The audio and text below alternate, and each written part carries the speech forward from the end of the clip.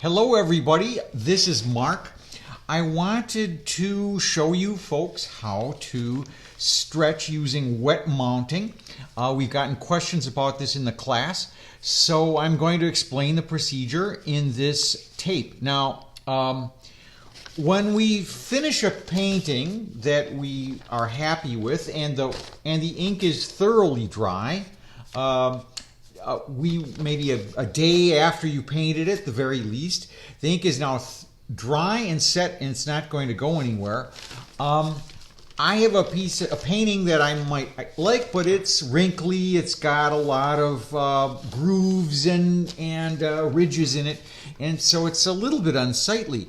So when we wet mount, the art becomes smooth again, and so this is a painting that looks nice. No wrinkles. It's ready to perhaps sign and frame. And so today I'm going to be doing some small works for you. Later on I'll do a tape where I finish a bigger piece because more care is needed for that kind of a thing. But basically I'm going to be taking this painting that I did a while back, and I'm going to be taking it and I'm going to be putting it on backing paper and stretching it so that it no longer looks wrinkled. So how do we start this procedure? The first thing is to make the glue. The glue is basically flour glue, and what you're going to do is ahead of the framing session, you're going to prepare some glue, and to do that, you need to make enough for how many paintings you're going to do. But let's say to start with, you're going to do maybe 3 or 4 paintings.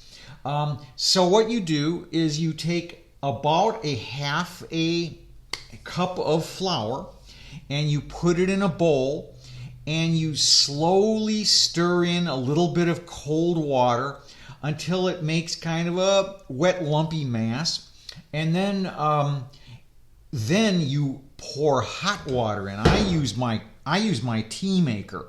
So at first I've kind of turned the flour into a kind of a pulp, kind of a wet gooey mass. But then I pour hot water slowly while stirring, making sure that I don't have any lumps. If I do see some lumps, I take a fork tine and stir them and push it down a little bit so that my glue becomes about the consistency of heavy cream. It should look about like this. If it's the consistency of skim milk, it's too weak. If on the other hand the brush you use stands up in it, then it's too thick. You need to add more water. When the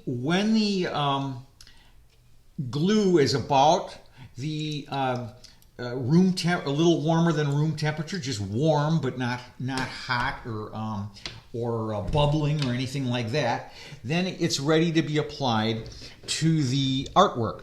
The next thing I'll have to move this around, is to show you my setup. Ahead of the actual stretching process, I put out a piece of plexiglass. The plexiglass is going to be not too expensive. I buy a sheet of it at Home Depot. They sell it there.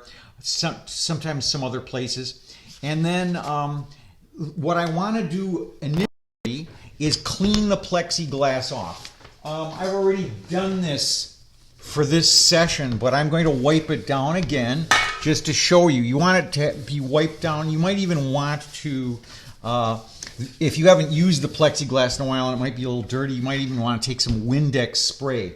Okay, in addition to the piece of plexiglass, you'll want to have on hand some paper towels. You'll want some spray water, and then you want some brushes. Now, you all might not have specialty picture stretching brushes like this. There are such things, but probably available at OAS or Blue Heron. If you don't have that, you can use something from Home Depot in the same size. Just get something that's not too harsh. You want something that's got softer hairs.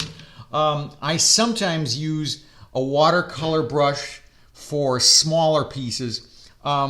Your piece of paper is going to get wet, so you don't want to scrub too hard in the back of it. Anyway, so now I've got my glue. I've got my paper towels. I also want to have a little bit of water on hand because I'm going to have to clean my brush off every now and then. So that's here.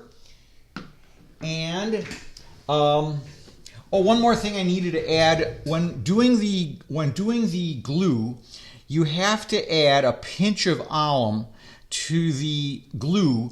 You can do that anytime after.